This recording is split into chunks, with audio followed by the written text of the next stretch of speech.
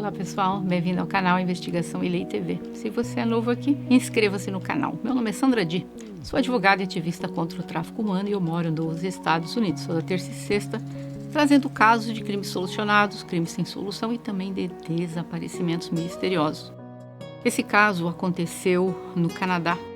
É sobre a família Richardson, em 2006, na época dos acontecimentos dos fatos. A família era composta pelo Mark, de 42 anos, a esposa dele, Débora, de 48, e dois filhos, Jasmine, de 12 anos, e Jacob, de 8 anos. Eles moravam em uma cidade chamada Medicine Hat, uma cidade pequena de 60 mil habitantes, na época dos fatos. Jacob era um garoto doce, cheio de energia. O Richardson era uma família muito unida. O Mark era técnico na área de petróleo e gás. Ele era um homem muito bem sucedido e a sua esposa Débora era uma dona de casa desde que a Jasmine nasceu há 12 anos, mas ela treinou para tornar-se praticante de Reiki. Ela era bem envolvida em todo esse tipo de coisas holísticas e tinha um pequeno estúdio na casa dela para atender aos clientes. Tanto o Mark como a Débora tiveram um passado com substâncias ilícitas, isso antes do casal se conhecer. Alguns relatos dizem que os dois se conheceram em um grupo de apoio à recuperação de pessoas que têm problemas com substâncias ilícitas, mas superaram os seus vícios. Quando a Jasmine tornou-se pré-adolescente, entre 11 e 12 anos, ela começou a mudar. Antes, ela era uma típica boa menina, saudável, sempre com excelentes notas, fazia parte da equipe de natação. Mas ela começou a perder interesse, começou a fazer amizade com um grupo de gente diferente, de garotos, um grupo que ela conheceu em um shopping center. Eles eram os garotos góticos, usando sempre roupa preta, com maquiagem pesada. E ela adorava o jeito que eles se pareciam, o jeito que se vestiam. Ela adorava tudo neles, mas alguns do grupo pareciam compartilhar de problemas de saúde mental bem abertamente. E a Jasmine começou a se espelhar nesses novos amigos. Então ela mudou o estilo de vestir-se, de maquiar, usando sempre roupas escuras, maquiagem forte, mas também começou a mudar a sua personalidade. Ela fez uma amizade bem sólida com esse grupo. Ela sempre estava no shopping center com eles, mas ela tinha 12 anos e eles entre 16 a 17 anos. É uma grande diferença, né? E ela conheceu um homem adulto nesse grupo de 23 anos, seu nome Jeremy Ailey Stenke. Ele viu a Jasmine em um show de rock. Ele a achou belíssima. A Jasmine dizem que ela não tinha o rosto de 12 anos, mas sim de uns 16 anos. Ele começou a flertar com ela e a Jasmine gostou dele. E começaram então ali um namoro, o que eu achei absurdo. Ela criou uma página na internet assinada com nomes como Demônio Fugitivo. Ela se descreveu como uma noturna Wiccan, com interesses por machados e serial killers e anatomia humana. O Jeremy conhecia e fazia parte desse grupo gótico há 3 anos. Ele demonstrava liderança sobre o grupo. E ele tinha abandonado o estudo dele no ensino secundário. Estava desempregado, não tinha intenções de conseguir um emprego e usava muitas substâncias ilícitas. E ele morava com a mãe dele, apenas alguns quilômetros de distância de onde Jasmine morava. O Jeremy teve uma educação bem difícil. A mãe dele fazia uso excessivo de álcool durante toda a vida dela. Ele cresceu em um ambiente bem terrível. Aos 13 anos ele começou a lutar com saúde mental, especificamente ele estava se sentindo muito deprimido, bastante ansioso e começou a se automutilar para poder lidar com tudo isso. E foi nessa época que ele foi diagnosticado com TDAH. Ele gostava de espetar os cabelos, usava muito delineador, pregos, todo esse tipo de coisa. Começou a pintar o cabelo, depois começou a raspar o cabelo. Em algum momento, ele começou a usar um frasco de sangue em volta do pescoço. Ele costumava dizer às pessoas, desde os 13 anos, que ele era um lobisomem de 300 anos e ele precisava beber sangue para sobreviver. Então é por isso que ele tinha em um colar esse frasquinho de sangue. Ele era tão sério sobre isso que manteve isso desde os 13 anos de idade, ou seja, há 10 anos ele já andava com aquele frasco pendurado no pescoço. E foi quando ele conheceu a Jasmine. Quando ele a conheceu, ele disse para ela também que ele era um lobisomem de 300 anos, mas disseram as pessoas que a mentalidade dele era de um garoto de 15 a 16 anos. Ele contou ao grupo que ele e seu amigo queriam experimentar sangue, mas na comida. Eles queriam não para beber direto, então eles fizeram os biscoitos, colocaram o sangue na mistura dos biscoitos e comeram. Olha o tipo do grupo. A Jasmine começou a postar fotos com armas nas mãos, isso mesmo. Começou a se vestir com roupas muito reveladoras para alguém de 12 anos. Os pais dela acharam que esse grupo com o qual ela estava fazendo amizade estava apenas a levando para um caminho errado, e foi aí que descobriram o relacionamento dela com o Jeremy. E imediatamente, quando perceberam que um rapaz de 23 anos estava tendo um relacionamento com a Jasmine, eles ficaram horrorizados e proibiram a Jasmine de se comunicar com o Jeremy. E a Jasmine começou a ficar com raiva dos pais, dizendo que eles estavam estragando a vida dela, que o Jeremy era o amor da vida dela. Mas ela, de uma forma ou de outra, continuou se comunicando com o Jeremy, porque os pais dela haviam tirado o telefone dela, o computador, levavam ela na escola. Quando os pais perceberam que ela estava ainda fazendo isso, aí eles ficaram mais rigorosos com ela, né? Por vários meses ela não teve direito a usar o celular dela e de forma alguma o laptop. E cortaram o acesso dela à internet. Então ela não tinha, vamos dizer assim, como se comunicar com ele de forma alguma. E eles proibiram que ela fosse em concertos de rock, que ela amava ir toda semana. Eles não podiam confiar nela, porque sabiam que ela poderia encontrar o Jeremy neste show, então eles a impediram de ir. Os pais dela estavam ficando cada vez mais restritivos com ela, que é o correto, eu acho, cada vez mais controlando a Jasmine, e o rapaz cada vez ficando mais zangado com os pais dela. Mas depois de um tempo, já haviam se passado ali meses, né? Que a Jasmine e o Jeremy haviam se encontrado. E aí a família começou a falar, bom, meses já se passaram, né? Pelo jeito já esqueceu o rapaz. Aí já deixou ela ter acesso novamente à internet, ao telefone, né?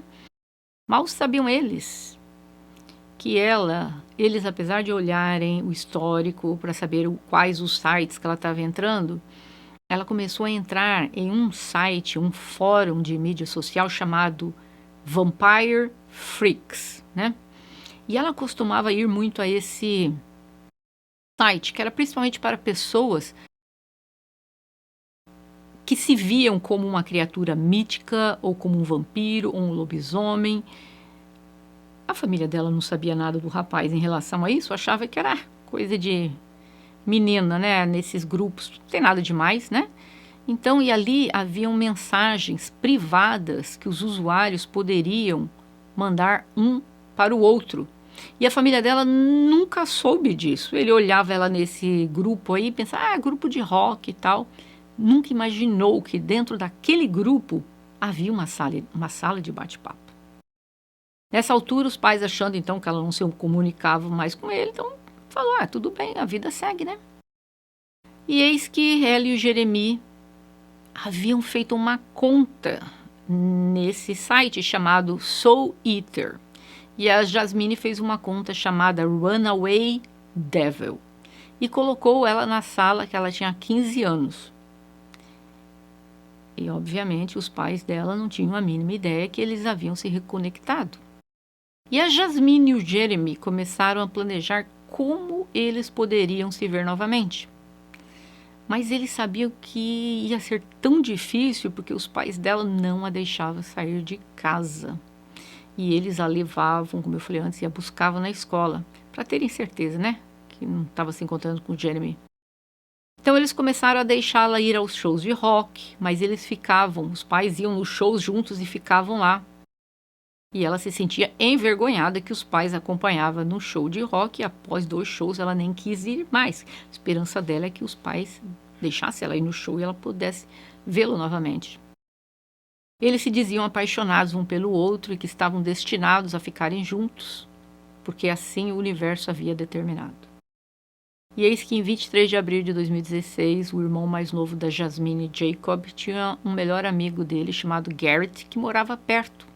E ambos tinham 8 anos de idade. E naquele dia, o Garrett queria chamar o Jacob para brincar com ele. E então, o Garrett foi na casa da família, né, dos Richardson, bateu na porta. Ele esperou, ninguém veio. Ele bateu novamente, ninguém veio. Mas o carro estava lá, né? Mas nada, bateu na janela. Então, ele decidiu olhar pela janela para ver se conseguia ver se alguém estava dentro da casa. E quando ele olhou, ele viu algo horrível. Alguém deitado no chão, coberto de sangue. Era o corpo da mãe da Jasmine e do irmão dela de 8 anos, o Jacob. Ele saiu gritando para casa, a mãe contou tudo para a mãe dele e ele levou sua mãe à casa para vê-la. Quando ela olhou e viu aquilo, ela chamou imediatamente a polícia.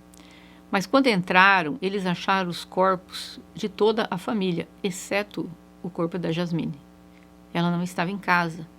Todos perderam a vida através de um objeto cortante. A teoria inicial da polícia é que o pai da Jasmine tirou a vida dele, da esposa e do filho, porque foi encontrado uma chave de fenda perto da mão do pai.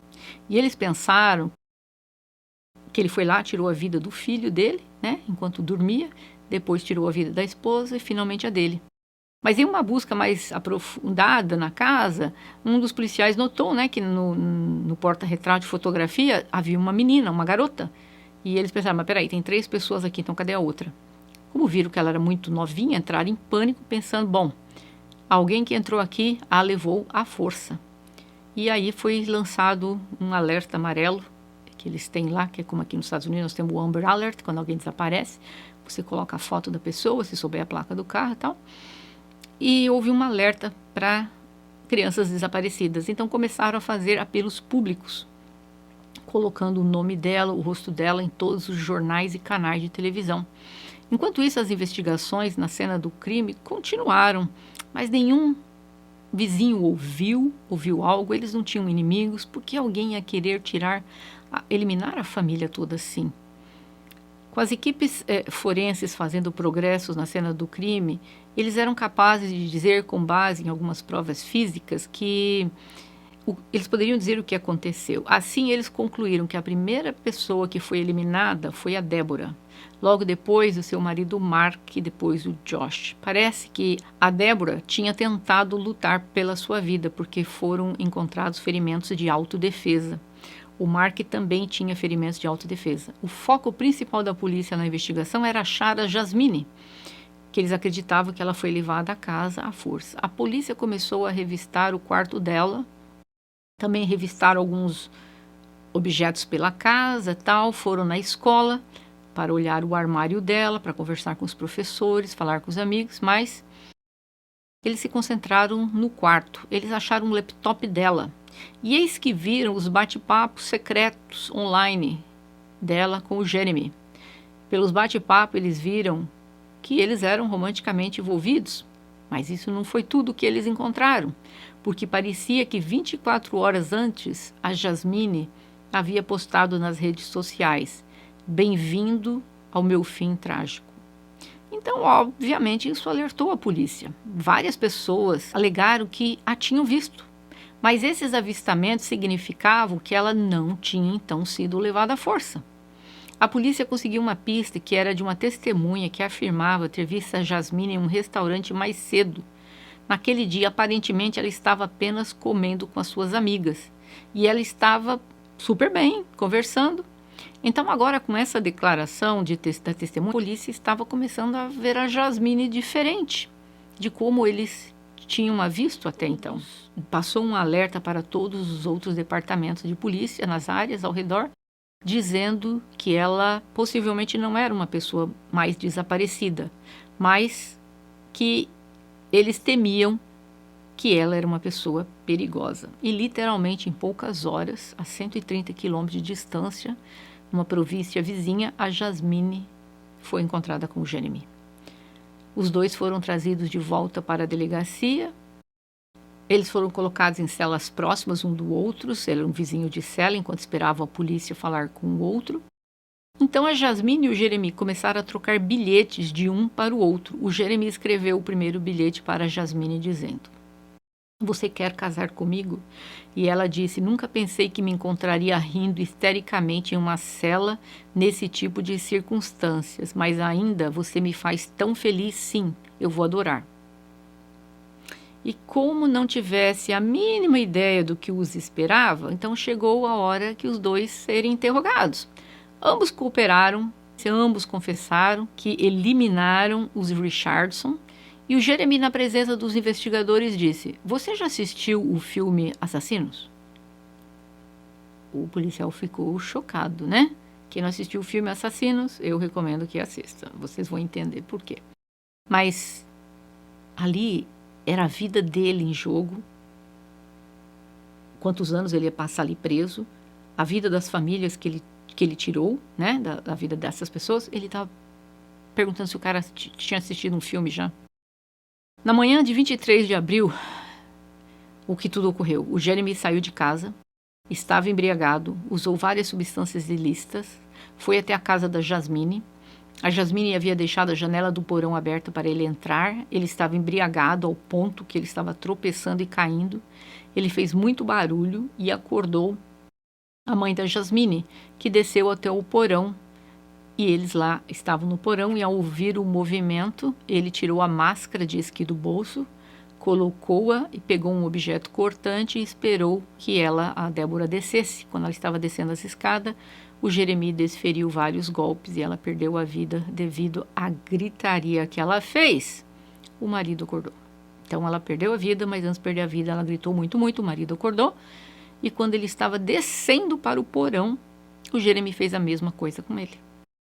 A Jasmine decidiu distrair o irmão de 8 anos, enquanto seu namorado Jeremy eliminava a família dela.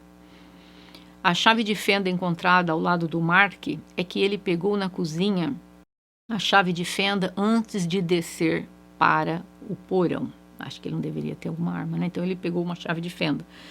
O Mark estava lutando pela vida dele, mesmo ferido. O Jeremy tentou arrancar os olhos do Mark. O Jeremy olhou para o Mark e disse: "Você trata sua filha como uma vadia." E ela queria que fosse dessa forma. Então o Jeremy entrou no quarto do Jacob e nesse momento o Jacob estava implorando pela sua vida, mas no final ele foi dominado, segundo ele, a Jasmine, que usou o objeto cortante no irmão. Como o irmão ainda dela estava vivo, o Jeremy terminou de tirar a vida do Jacob. Isso foi contado desta forma pela Jasmine, mas o Jeremy contou diferente. Ele disse que foi a Jasmine que tirou a vida do irmão e que ele não teve participação alguma nisso, só no dos pais dela, e que eles fugiram, mas foram cúmplices. Foi perguntado por que foi tirada a vida do Jacob, pois não era ele que estava impedindo o Jeremy de ficar juntos. A Jasmine disse que teria sido cruel deixá-lo sem um pai e uma mãe. Olha a psicopata de 12 anos. Há relatos de uma testemunha que diz que estava em um restaurante e ouviu o Jeremy estava sentado com a Jasmine, próximo da mesa do casal, e ouviu a Jasmine literalmente dizendo sobre como os pais dela foram esviscerados como um peixe. E ela falou isso em voz alta, toda orgulhosa do que eles fizeram. Então essa é uma das testemunhas que ouviu realmente ela confessando o ocorrido. Os colegas da escola da Jasmine disseram que ela estava sempre falando sobre tirar a vida da família dela já por algum tempo, mas nenhum deles tinha levado a sério todos esses comentários. Já os amigos do Jeremy estavam acostumados a ele dizer essas coisas esquisitas. Ele era um rapaz meio sombrio, sempre falando sobre tirar a vida de alguém. Ele postou um poema detalhando exatamente o que ele queria fazer com os pais da Jasmine E todo mundo leu, todos os amigos dele leram, todos eles estavam nas redes sociais e ninguém parou para fazer qualquer coisa. Um deles, ele fez um tipo de um poema que ele dizia: quando eu cuidar para que eles se vão, eles pagarão. Pela insolência, finalmente haverá silêncio. Olha só, gente, está muito claro aqui que quando ele fosse cuidar deles, eles pagariam com a vida deles, pela insolência, como ele dizia, e que haveria silêncio. E ele ainda disse: seu sangue será primordial. Ele escreveu isso e postou 3 semanas antes do ocorrido, mas a primeira menção sobre isso por mensagem foi feita pela Jasmine, onde ela diz: eu os odeio, então eu tenho esse plano que começa comigo tirando as suas vidas e o termina comigo morando com você, Jeremy. Gente, os amigos da Jasmine disseram à polícia que ela também estava essencialmente implorando ao Jeremy para seguir em frente com esse plano, dizendo coisas: você tem que fazer isso por mim. Gente, como é que esses amigos não foram na polícia denunciar isso? E disse que ela falava para ele: se você me ama, você faria isso por mim. E o Jeremy alegou que ele tentou falar com a Jasmine sobre isso, que eles poderiam simplesmente fugir. Mas ele seguiu em frente com esse plano, porque, segundo ele, a Jasmine queria que ele fizesse isso porque ela o fez prometer. E ele disse: eu sou um homem de palavra. Que absurdo. Parecia que a Jasmine tinha planejado tudo isso de tirar a vida dos pais por muito tempo, antes, talvez, do que o próprio Jeremy tivesse planejado. Antes disso acontecer, a polícia foi à escola dela e eles estavam falando com um orientador escolar. E eles pegaram o arquivo e viram que haviam vários desenhos parecidos lá, que tinha sempre uma foto.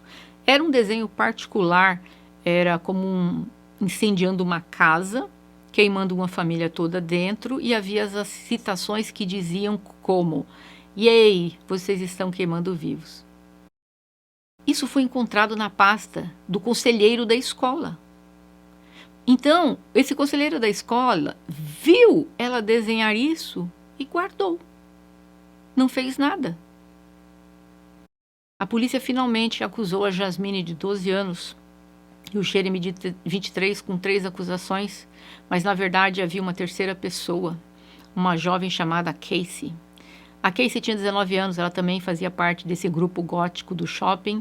Ela ficou no carro para servir de motorista na fuga.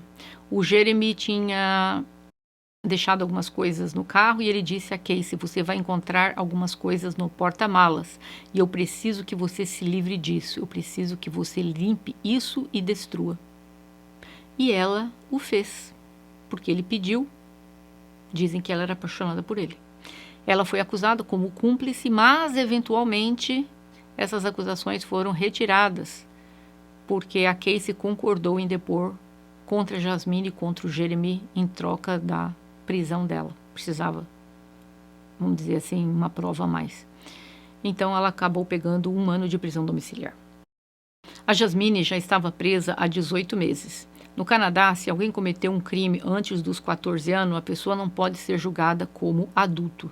Então, em 8 de novembro de 2007, ela pegou uma pena de 10 anos, sendo que 4 desses anos deveriam ser passados atrás das grades, mas ela passou esses primeiros 4 anos em uma unidade psiquiátrica e depois, quando ela foi liberada em 2011, ela foi colocada em um programa de liberdade condicional de 4 anos, supervisionado, essencialmente onde ela foi praticamente liberada de volta à sociedade depois de 4 anos. Mas ela era obrigada a ver um oficial da prisão, né, todo mês, para continuar monitorando a condicional dela. E ele precisava ver como ela estava se integrando à sociedade.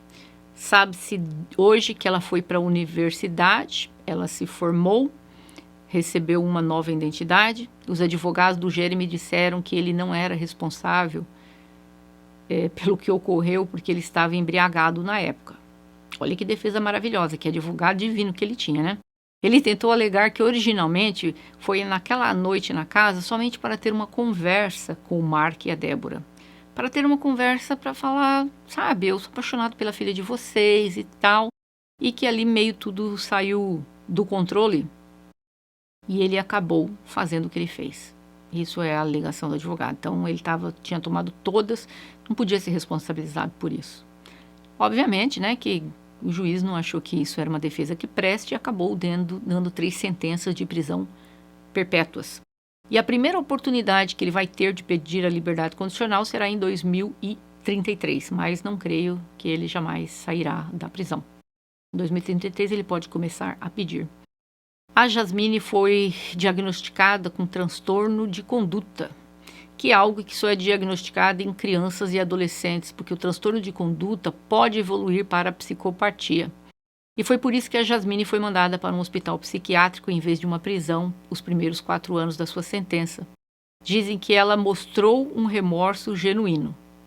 A supervisão dela terminou em 6 de maio de 2016 e o juiz que proferiu a decisão, na verdade, disse a ela que achava que os seus pais ficariam muito orgulhosos de ver a pessoa que ela se tornou, bem como os avós, tios e primos. E os parentes todos disseram que a amavam e que a perdoaram. Como eu falei, ela recebeu um novo nome, tem uma ficha limpa, então não se sabe ao certo como é que foi a vida dela depois da universidade. O que aconteceu? Ela voltou a praticar mais crimes? Não sabemos, ela recebeu uma nova identidade. Enfim, esse foi o caso de hoje. Eu acho que os pais fizeram tudo certinho, sabe? O que faltou ali foi que eles monitorassem um pouco mais. É que passaram-se meses, eles já podemos confiar nela. Não fala mais dele, não fala por telefone, não usa internet, vamos buscar na escola, então vamos liberar a internet. Mal sabiam eles que esses jovens, quando eles querem, eles fazem de tudo nas suas costas, né? Dão um nó em pingo d'água e você fica aí boiando sem saber como é que eles conseguiram fazer isso nas suas costas. Mas, por isso, fiquem atentos aos filhos adolescentes que estão aí proibidos de usar a internet por algum motivo ou outro. Não se enganem, essas salas de bate-papos, salas de jogos, nossa, isso é um prato cheio para eles continuarem se falando com aquelas pessoas que você não quer que eles tenham contato. Então fica aí a dica, prestem muita atenção nas salas de bate-papo que seus filhos andam, porque muitas pessoas se enganam, como a família dela se enganou. Eles acharam, é uma sala aqui de pessoal de rock batendo papo, e nunca se ligou que podia ser algo mais grave. Infelizmente, uma família toda perdeu a vida. O que eu penso da Jasmine? Bom, ela foi diagnosticada, né, com traços de personalidade antissocial, então ela já tinha ali os traços de um psicopata. Eu acredito, não vou dizer que o Jeremy praticou o crime porque a menina o pediu, porque a Jasmine pediu, não. Os amigos dele disseram que sim, que ouviram várias vezes ela dizendo, você tem que fazer, você me ama. E ele dizia, não, vamos fugir, que é melhor. Ou seja, ele tinha 23 anos, ele podia ter dito não, né? Mas eu creio que sim, eu creio que é possível que ela tenha criado todo o plano. E ele entrou na dela e elaboraram e fizeram juntos. Ou pode ter sido ideia só dele, mas enfim, de qualquer forma, na minha opinião, os dois têm culpa da mesma forma. Ela, eu diria que é uma pessoa perigosíssima, porque era muito jovem para ter começado com esse tipo de coisa. O Jeremy não tinha passagens pela polícia até os 23 anos, e essa menina já com 12 já estava eliminando os pais e o irmão. Então faça ideia do perigo. Na minha opinião, só foi um milagre que aconteceu que essa moça não virou psicopata. Vai ver que ela já virou e a gente não sabe porque ela recebeu outro nome, né? É isso, é a história de hoje. Eu gostaria de saber se vocês acham que uma menina de 12 anos deve ter recebido a pena que ela recebeu. Ela não foi julgada como adulto, que nos Estados Unidos se isso fosse nos Estados Unidos, ela ia passar o resto da vida dela na cadeia. Já o Canadá não aplica esta lei, como não aplica-se no Brasil para menores de idade. Vocês acham que uma garota, mesmo de 12 anos, deveria responder como adulto? Deixa aqui a opinião de vocês e dividam esses vídeos. E, por favor, precisamos chegar aí à casa dos 50 mil. Vocês têm que começarem a dividir aí, gente, por favor, esse vídeo com seus amigos, familiares, para que nós possamos bater a casa dos 50k e a gente fazer aí uns casos extras para vocês.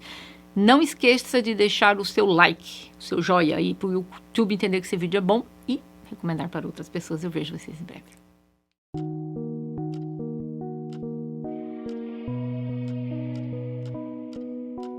Tchau.